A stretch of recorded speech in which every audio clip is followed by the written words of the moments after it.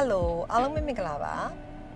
ဒီနေ့ဒါကဆိုလဲယောဂအတူတူကျင့်နေအမပေါ့နော်ဆိုတော့ယောဂ instructor teacher မင်းနှင်းရယ်ပြီးတော့ယောဂအတူလေ့ကျင့်နေအမတွေရယ် ladies hang up ladies stage ဖြစ်ပါတယ်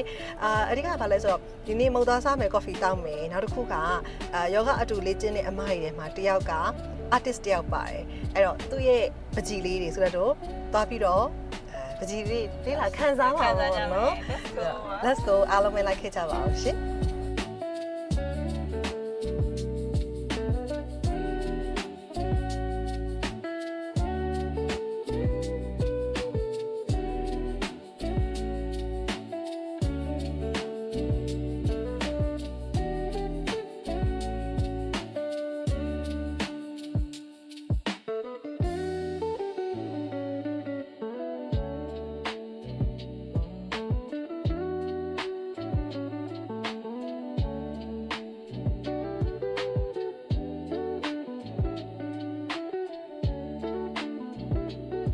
လိုက်စားနေကြတယ်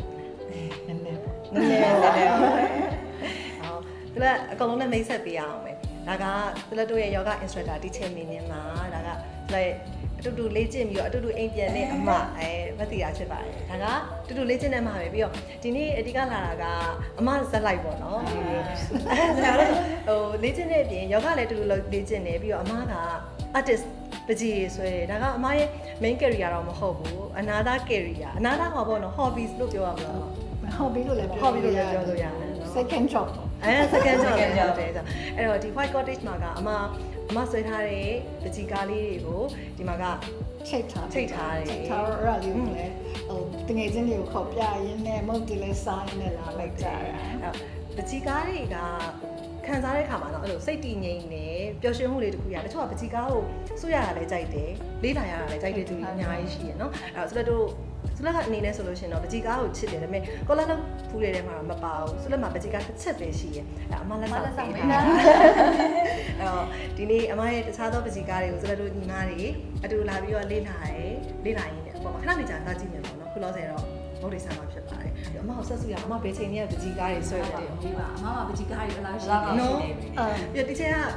အမက break တယ် C first လို့thank you ဘယ်ချိန်နဲ့မနငငယ်လေးကအကြောင်းဝါသနာပါပေါ့နော်ဟိုပါပေါ့လူခေါ်လဲဆိုတော့သူ့အတူတာဆရာဝန်လုပ်ခဲ့ရပြီမယ်ငငယ်လေးကဒီ16နှစ်မတိုင်ပေါ့နော်ကိုရီးယားလောက်မှာတော့ဆွဲနေပါ business တစ်ခုလည်းဖန်တီးနေရတယ် တရားမှာလေမှားထားတဲ့အစားတောက်လေးရောက်မလာသေးခင်မှာဆူလက်တိုတွေအမကိုပကြီးနဲ့ပတ်သက်တဲ့အကြောင်းလေးအများကြီးဆက်စုပြီးတော့မေးမြန်းပြခဲ့ပါတယ်အမကကိုရက်လောက်ခရေကပကြီးကိုစိတ်ဝင်စားပြီးတော့လေးလာပြခဲ့တာဆိုပေမဲ့တေချာလေးအချိန်ပေးပြီးဆွဲတာတော့အခုဆိုရင်၄နှစ်ဝန်းကျင်လောက်ရှိသွားပြီလို့သိရပါတယ်ဒီလေးနှစ်တာကာလအတွင်းမှာပကြီးကားပေါင်း865ကားထိဖန်တီးနိုင်ခဲ့တယ်လို့လည်းသိရပါတယ်အစားတောက်လေးရောက်လာပြီဆိုတော့စားရင်တောက်ရင်လည်းပဲပကြီးချောင်းလေးတွေဆက်ပြီးတော့ဆွေးနွေးပြခဲ့တယ်ဆိုတော့ကတော့အမရဲ့အခုလိုမျိုးကိုယ့်ရဲ့ဝါသနာအပေါ်မှာတေချာအချိန်ပေးပြီးဖန်တီးပြခဲ့ပုံကိုအားကျနေခဲ့ကြပါတယ်နောက်ပြီးတော့အမျိုးသမီးတွေအနေနဲ့ကကိုချစ်တဲ့သူတွေအတွက်အချိန်ပေးသလိုကိုယ့်ရဲ့ဝါသနာကိုယ့်ရဲ့ပျော်ရွှင်မှုတွေအတွက်လည်းအချိန်ပေးသင့်တယ်ဆိုတဲ့အကြောင်းအများကြီးဆွေးနွေးပြခဲ့ကြပါတယ်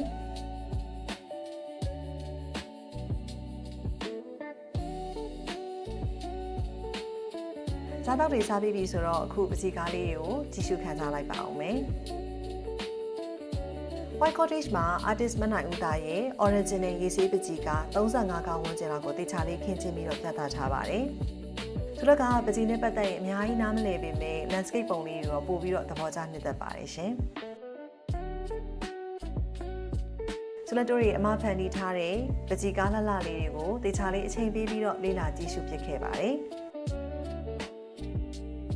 ပကြီးကားတွေကဖန်တီးတဲ့သူတွေကိုယ်တိုင်စိတ်တည်ငြိမ်အေးချမ်းစီအောင်သာမကဘဲနဲ့ကြည့်ရှုခံစားတဲ့သူတွေကိုလည်းအလားတူခံစားမှုလေးတွေပေးစွမ်းနိုင်ပါတယ်။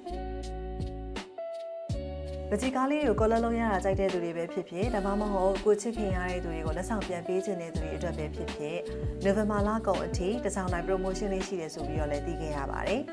။ artist မနိုင်ဦးသားရဲ့ original ရေးဆေးပကြီးကားလှလှလေးတွေကိုငကုံမူရေးဆေးထက် 20% discount လျှော့ချပြီးတော့ဝယ်ယူနိုင်မှာဖြစ်ပါတယ်။